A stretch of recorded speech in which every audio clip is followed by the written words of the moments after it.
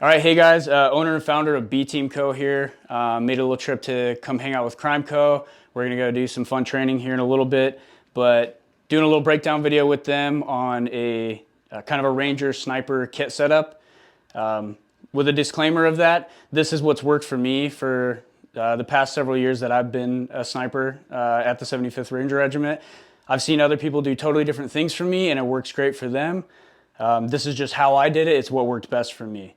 So first off, I have a Javelin Concepts plate carrier here. I've been running it for a little bit. It's super comfortable. It makes the plate carrier feel lighter, honestly, and I've really enjoyed it. I am gonna start back to front. Yeah, you are. Hey. As my back panel, I have a beaver tail. The reason I use this, it's kind of just an overall general purpose large pouch that I've been able to put radios, lickies and chewies, extra water in, as well spare optics, night vision, thermal capabilities, and then separated pouches too. I'll keep spare batteries and things in. For things like the iNod, it takes 6 batteries and it lasts, if you're really behaved with it, about 4 hours. So you really got to crank through batteries sometimes. But this has always been one of my favorite things to use as a back panel. Moving towards the front here. So before I get too into the weeds, I do want to broach the topic. I know somebody's going to say something. Why does he have 5.56 mags in a sniper kit setup plate carrier? So there's been several times over the years. I know Crime Co has been on a couple deployments where their snot went out on targets with 5.56. Last trip that I was on, the sniper was going out with 5.56.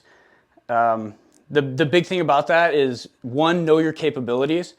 A lot of these guys practice shooting 5.56 out to distance. I know I've been pretty comfortable shooting out to the early 700 meters area. 77 grain, it's definitely a possibility that you can comfortably shoot out to 600-700 meters. And we work at night, and we all know there's no wind at night. So that part's supposed to be a joke. I didn't say it very jokingly. With my mag pouches here, this is a Faro Concepts little mag pouch setup. It has inserts that you can actually take out, and I have taken them out in the past. And if I am going to run a bolt gun, I can easily, instead of having these 3 mags, I can take this pouch out and I can put 2 like MRAD mags in there, or 2 300 Win mag if I'm shooting like a CTSR, anything 338 Lapua I've done.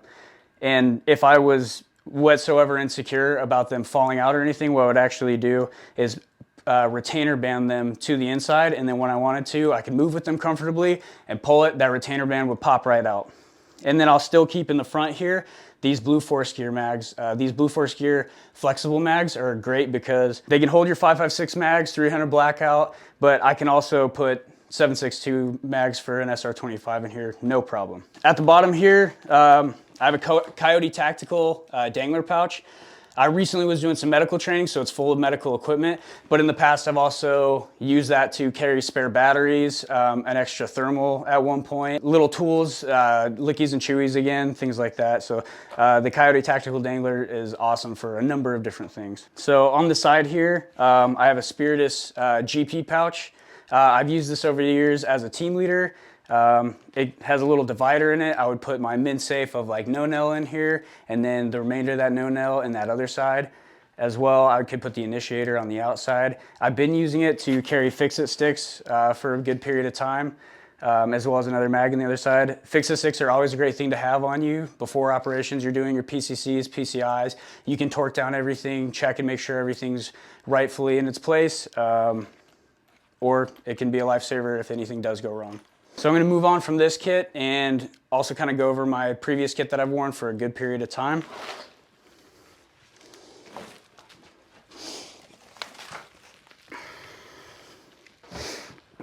So this is the Ranger Riff Issue Cry AVS kit. I've loved this thing for years. I had it since I was a private, a saw gunner, ran it as a team leader, ran it as a sniper as well for a good period of time.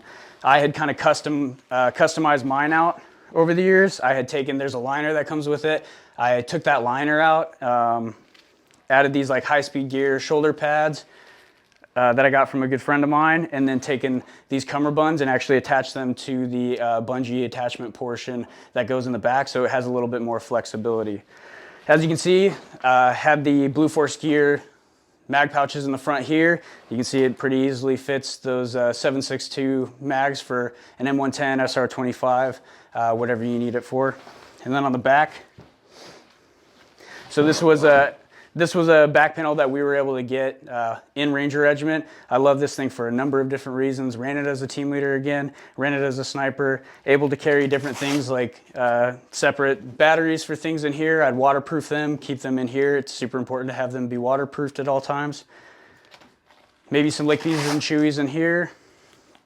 These two pouches are kind of large general purpose pouches that are great for so many things. I could carry a PVS 30, PVS 24 in these pouches. I could carry an I-knot in these pouches. And then as well, tubular nylon with a clip, making a drag line. Drag line's useful for a number of different reasons. A big one it's been used for is flipping bodies. Another great reason is you can use it to lower people, lower like a casualty from a building, anything that you need to clip and pull as well. I've used it in the past to set up a shooting position inside of an MH60. So being able to shoot from a Black Hawk, I was able to just tie this across the door, tighten it, and then set my rifle up and use this. So yeah, if you don't have one of these, you should absolutely put one on your kit at all times. I know Crime Co is actually working on a solution, trying to get something out that's accessible to everybody to have those capabilities on them. So guys, I know somebody's gonna say something about it that as a sniper, you should be able to access everything yourselves. If you have something on a back panel, or like I'll have something in that beaver tail, if I wanna swap from a thermal to a PVS 30, I should be able to do that by myself. Well, as a sniper, if you're by yourself and on a rooftop or something like that, like you're fucked up. You shouldn't be by yourself. You should always have some form of security with you, and he can grab that. Because otherwise, if you're trying to carry all that stuff in a place that you can access it, like a dump pouch, your pocket, things like that, you're gonna look super weird carrying multiple thermals and things in your pockets. As well, you're gonna have like a tie down monster that is going to 100% win a fight at the end of that night. So one thing you should always have on you guys is a football sleeve. Football sleeve is a lifesaver. It's an asset to every sniper. You should always be able to find out your density altitude from your Kestrel. Or if you're gonna be going somewhere else, like on a target or something, you can talk to a pilot. Hey, where we're going, what is the density altitude gonna be? Program that in your Kestrel and you get your dope. That's gonna be your holds that you'll be able to use. And you can have your dope cards. I like to use loom tape to write my dope cards on, and then I'll light those up overnight. So for some reason I need to check my dope, even though you should have at least your baseline holds memorized. That's kind of illuminated and you're able to see that at night. And then I'll put like a GRG. I kind of just made a little rough sketch one here, but I'll have a grid reference graphics on there as well. So that way I'm able to memorize where everybody is, where everybody's going, deconflict, things like that. Next portion I'm going to talk about, guys, is going to be the belt. This is Sub-Second. A good friend of mine makes these belts. I've been using it for a while. I absolutely love it. I know the Crime Co dudes have been using one as well, and they're huge fans. Probably going to be buying some more here soon, putting them to work. But he absolutely thought of everything you can think of when you're using this belt. It's very obvious that this is an end user making end user products. So one of the things that I have on my belt that I get asked about a lot is my rear bag. So I'll actually, when my belt is on it, I have this Armageddon Gear rear bag, and it is attached to my belt with this retractable lanyard, and it's a pretty strong retractable lanyard, and then that way I can get up to a position, set my rear bag on that position, set my gun on that rear bag, and then if I need to shoot and move as quick as possible, all I have to do is move my rifle. That rear bag will come back to me, and then I can go place myself in a position again. Especially if you're a sniper, you should always have a pistol on you. If you're not trying to win every gunfight carrying a bolt gun or an SR25, I know we've all seen in movies, people do things like that. That's not where you want to be. And then again, I've said it before, I'm going to say it again, I think you should always have a knife, whether it's in your pocket, on your belt. I have a knife on my belt currently. This is from Stroop Knives. Good guy, good friend of mine. He sent me this pretty recently. I absolutely love this knife, and I use it pretty much every day. And then as well, if you're not going to be having shooter's gloves, in our profession, we have to have at least fast rope gloves, even just for exfilling from a bird if there is an incident. These are some fast rope gloves that I've been working on, with the idea being they're actually made of buffalo hide, so they're flexible, but I've roped with these multiple times in a night. They haven't burned my hands, and they can fit through, you can fit your finger through a trigger well with them pretty comfortably as well. The idea being that you can fast rope, get out of there, get your gun up, and not have to like pop your gloves off before you can actually get your gun up. You can manipulate your weapon system as well. It has touchscreen capabilities, so you can get on your ATAC, find out where you are, be able to do whatever you need to do. Tripods, people run tripods in a number of different ways with a number of different setups. This is a Leo Photo tripod. I really like this because it's a sturdy yet lightweight tripod. And a friend of mine has been working on a pretty great way to put this on your belt. So he actually has this little spider system. It's made to hang tools on, but he will clip, he has the other end faceted to the tripod, and then he will clip it on, and you have that capability of just being able to run this. You're able to move with it pretty comfortably. You can strap this with some type of retention to your leg, or you can even just put it in your cargo pocket. It's not going to beat your leg up too much unless you're in a full sprint, and then it unclips really easily like that. On the top, I have a mud plate currently. Mud plate, again, is shooter's preference. I like it because as an assault sniper, our job is to get a gun up as quick as possible and return fire and engage enemies quickly and accurately as fast as possible. So I like the mud plate because I can take my retractable, or I can take my rear bag from my retractable belt, set up my tripod, place that rear bag on this mud plate, put my gun on top of that rear bag, and start engaging. But if you don't want to use the mud plate, you're obviously able to set up, lock in, and then typically what we'll do as well, we'll get our rifle, it will lock in, and then we'll keep this just slightly out. So that way, even though it will hold firmly, you're able to, with some pressure, adjust it and move from target to target. And yeah, that's it, guys.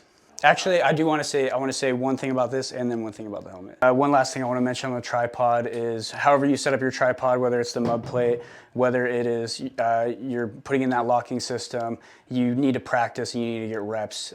Even if it seems monotonous and stupid, reps as simple as getting your gun locked into this tripod, pulling it off your waist, pulling it from wherever it is, getting your tripod extended to the amount that you're comfortable with. Doing it at night, doing it under nods, getting fast and consistent with it. Don't do it until you can get it right. Do it until you can't get it wrong. Small things matter. Things like, for my height, I know that I need to bring the bottom rung out one hand length, and then I bring the remaining two rungs out fully. And ergonomics is a big part of that too, right? So bring out that hand length, and then I'll untwist both of these and fully pull it out. Tighten it, do that with all three legs. You keep them close together so that way you're able to manipulate each of them quickly and effectively. Last thing I'm going to cover, guys, is the helmet. So being a sniper, a helmet's kind of not your best friend. Getting on top of a gun is with your helmet can get pretty uncomfortable. Learning where your castle or wherever your ear pro is going to lay, whether it's going to affect how your cheek is set on that buttstock. And then a big thing too is practicing manipulating your nods. Because if you're a sniper and you're looking through PVS 30, thermal, whatever, wherever you go, you're going to get that gun in place and you're probably going to be flipping your nods up and you're not going to be looking through your nods a whole lot that evening. All right, that's all I have for now, guys. Feel free to, if you have anything, any input, please put it in the comments, bounce things back. We can bounce ideas around. We're all here to learn, and we need to communicate that as any way possible.